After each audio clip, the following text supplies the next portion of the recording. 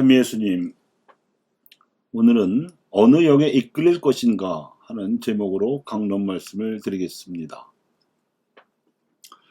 오늘 미사의 독서와 복음은 아주 상반된 상황을 전해주고 있습니다.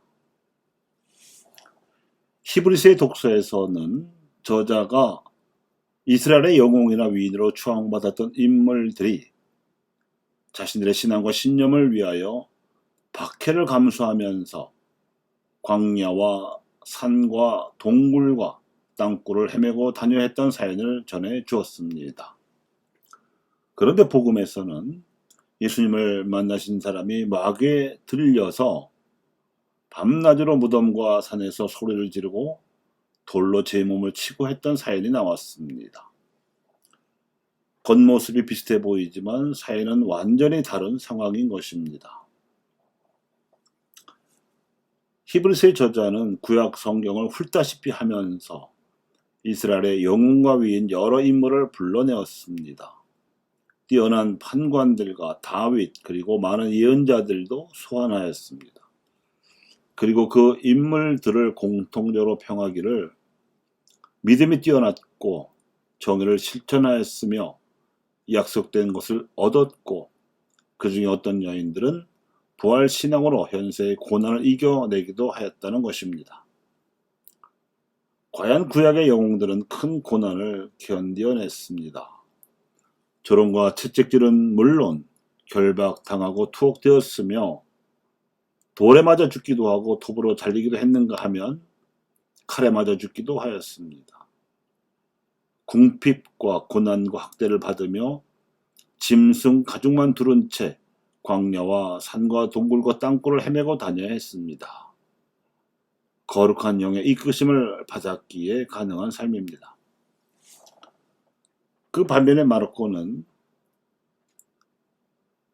호수 건너편 게라사인들의 지방으로 가신 예수님을 전하였습니다. 이곳은 갈릴레아 지방과 맞닿은 곳이지만 하나님을 믿지 않는 이방인들이 살던 곳이었습니다.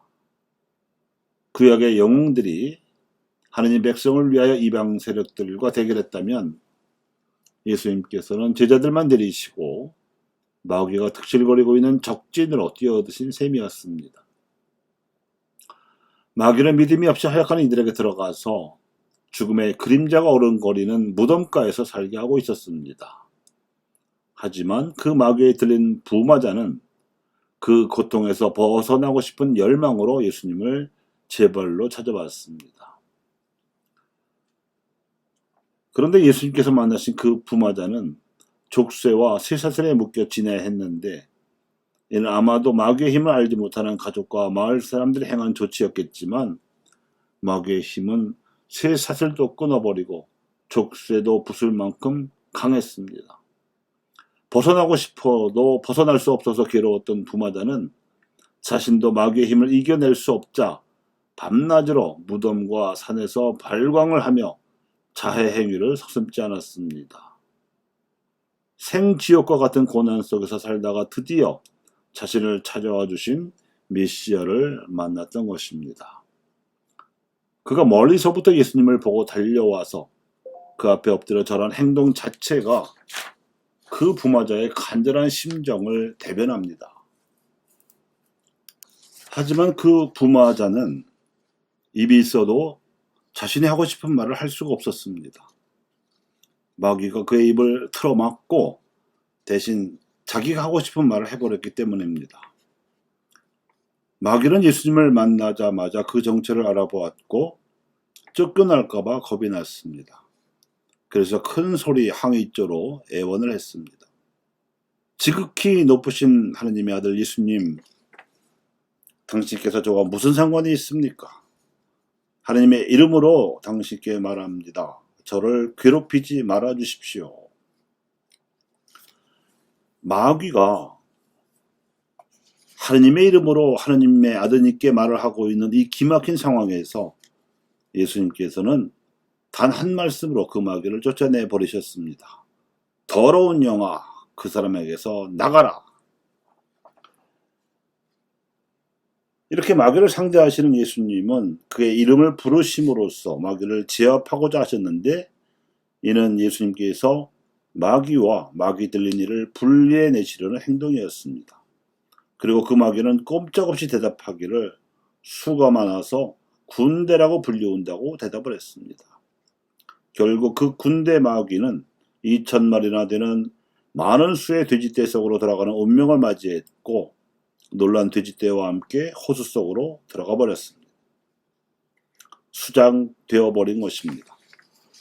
이렇게 되자 마귀로부터 해방되어 제 정신으로 돌아온 그가 예수님께 같이 있게 해주십사 하고 청했습니다만 그분은 허락하지 않으시고 그가 수행할 수 있는 사명을 부여하셨습니다. 그런데 그 말씀에 이러합니다. 집으로 가족들에게 돌아가 주님께서 너에게 해주신 일과 자비를 베풀어 주신 일을 모두 알려라.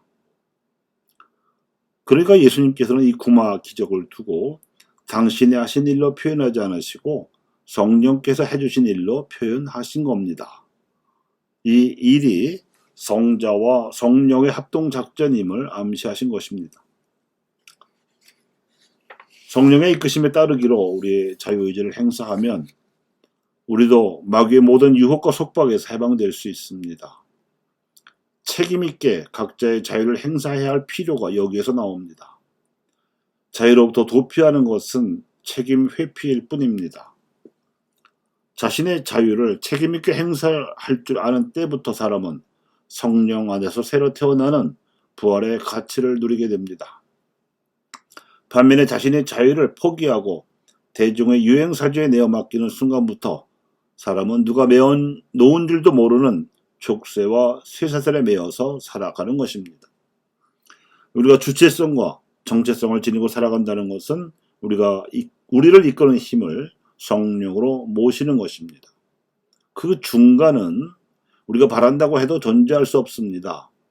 악령은 바로 그 중간지대를 노리고 있습니다.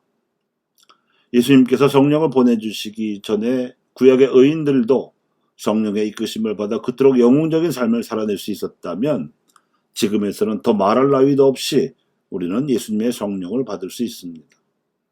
결국 우리의 자유가 어떻게 선택하느냐의 문제입니다. 마귀, 즉 악령은 우리보다 강합니다. 그러나 성령에게는 제압당합니다. 감사합니다.